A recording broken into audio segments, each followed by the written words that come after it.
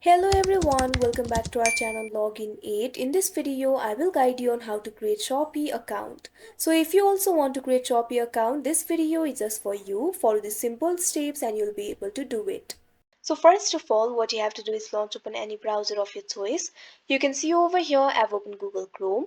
Now simply click on the search bar, type in shopee.com, press enter. Now you can see over here you'll be led to the official website of Shopee.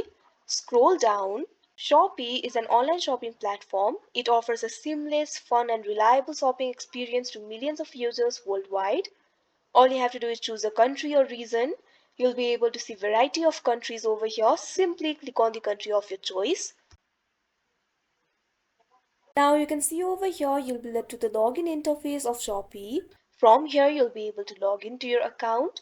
If you already have an account, simply enter the credentials and log into your account.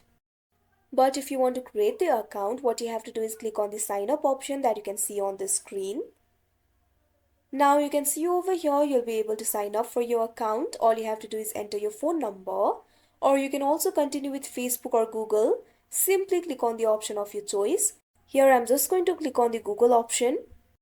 Now you can see over here Shopee account has been created.